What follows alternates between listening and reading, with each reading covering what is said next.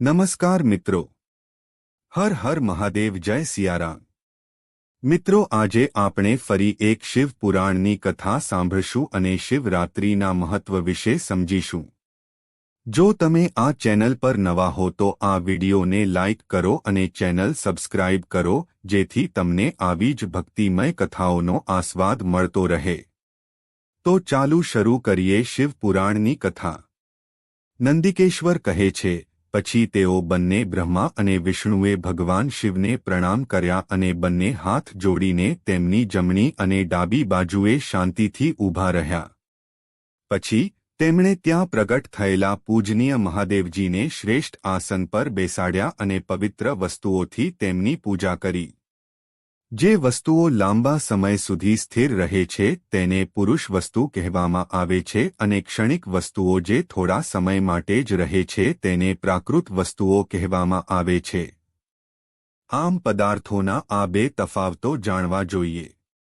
હાર, પાયલ, કિયું, મુગટ, રત્ન જડિત કાનની બુટ્ટીઓ, પવિત્ર પડદો, ઉત્તરીય વસ્ત્રો, માળા, રેશમી વસ્ત્રો, હાર, મુદ્રિકા, ફૂલો, માળા, કપૂર, ચંદન અને અગુરુ મલમ, ધૂપ, દીવા, સફેદ છત્ર, પંખો, ચવર અને અન્ય દૈવી ભેટો દ્વારા જેનો વૈભવ, વાણી અને મનની પહોંચની પાર હતો, જે માત્ર ભગવાનને જ લાયક હતા અને જેને પ્રાણીઓ ક્યારેય પ્રાપ્ત કરી શકતા ન હતા, તે બંનેએ તેમના ભગવાન મહેશ્વરની પૂજા કરી હતી।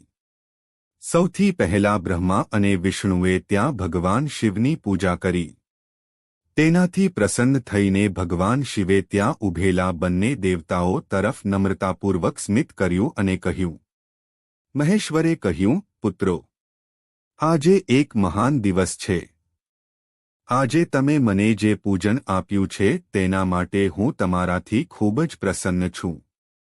એટલા માટે આ દિવસ સૌથી પવિત્ર અને મહાન હશે। આજની તારીખ શિવરાત્રિ તરીકે ઓળખાશે અને મને ખૂબ જ પ્રિય હશે। તેના સમયમાં જે મારા લિંગની પૂજા કરે છે તે પુરુષ વિશ્વની પાલન અને પોષણ પણ કરી શકે છે।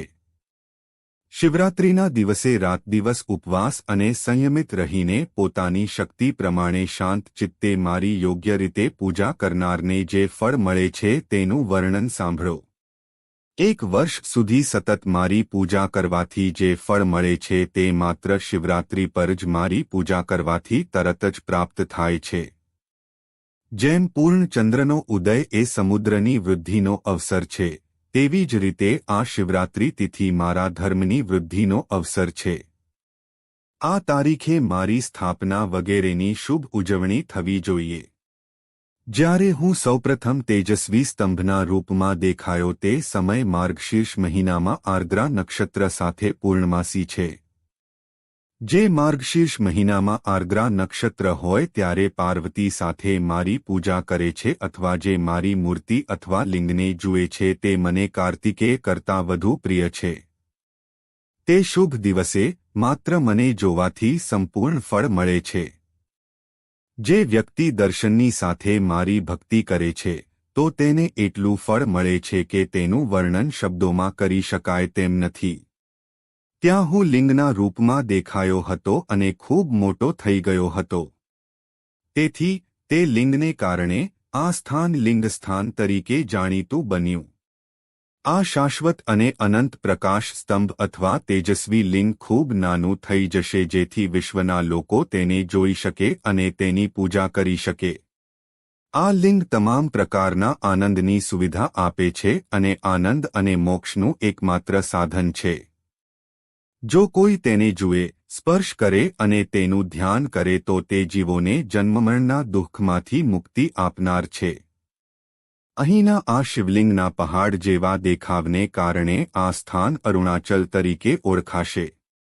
અહીં અનેક પ્રકારના મહાન મંદિરો દેખાશે। આ સ્થાનમાં રહેવાથી કે મૃત્યુ પામવાથી જીવોને મોક્ષ મળે છે। મારા બે સ્વરૂપ છે, સ્થૂળ અને નિષ્કલ। બીજા કોઈ પાસે આવા સ્વરૂપો નથી। પ્રથમ હું સ્તંભના રૂપમાં દેખાયો, પછી તેના પોતાના દેખાવ દ્વારા। બ્રહ્મભાવ એ મારું નિષ્કલ સ્વરૂપ છે અને મહેશ્વર ભાવ એ મારું સકલ સ્વરૂપ છે। આ બંને મારા સંપૂર્ણ સ્વરૂપો છે. હું પરમાત્મા છું. કલાત્મક અને બુદ્ધિશાળી મારા સ્વરૂપો છે. બ્રહ્મરૂપ હોવાથી હું પણ ભગવાન છું. જીવો પર કૃપા વગેરે બતાવવાનું મારું કર્તવ્ય છે. બ્રહ્મા અને કેશવ. મને બ્રહ્મા કહેવામાં આવે છે કારણ કે હું સૌથી મહાન છું. સર્વત્ર સમાનરૂપે સ્થિત અને વ્યાપક હોવાને કારણે હું સર્વનો આત્મા છું. જગતના 5 કાર્યો સર્ગથી અનુગ્રહ સુધી આત્મા અથવા ભગવાનથી અલગ હંમેશા મારા છે. મારા સિવાય બીજા કોઈના નથી કારણ કે હું સર્વનો ઈશ્વર છું.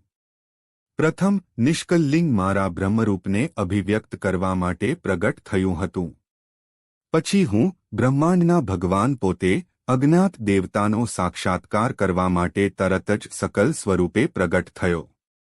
તેથી મારામાં રહેલું દેવત્વ મારું સંપૂર્ણ સ્વરૂપ જાણવું જોઈએ અને મારો આ શુદ્ધ સ્તંભ શું છે તે મારા બ્રહ્મ સ્વરૂપનું સૂચક છે. આ મારું પોતાનું લિંગ છે. તમે બંને દરરોજ અહીં રહો અને તેની પૂજા કરો. તે મારું સ્વરૂપ છે અને મારી નિકટતા પ્રાપ્ત કરવાનું સાધન છે. લિંગ અને લિંગ વચ્ચેના શાશ્વત તફાવતને કારણે મારા આ લિંગની પૂજા મહાપુરુષોએ પણ કરવી જોઈએ. મારા લિંગની સ્થાપનાનું ફળ એ કહેવાય છે કે ઉપાસક મારી સમાનતા પ્રાપ્ત કરે છે. જો એક પછી એક શિવલિંગ પણ સ્થાપિત થાય છે તો ઉપાસકને પરિણામે મારી સાથે એકતાનું ફળ સંયુજ્ય મોક્ષ પ્રાપ્ત થાય છે. પ્રધાનત અથવા શિવલિંગની સ્થાપના કરવી જોઈએ. મૂર્તિની સ્થાપના એ ગૌણ કાર્ય છે. શિવલિંગની ગેરહાજરીમાં જો તે ચારે બાજુ મૂર્તિ હોય તો પણ તે સ્થાનને ક્ષેત્ર કહેવામાં આવતું નથી.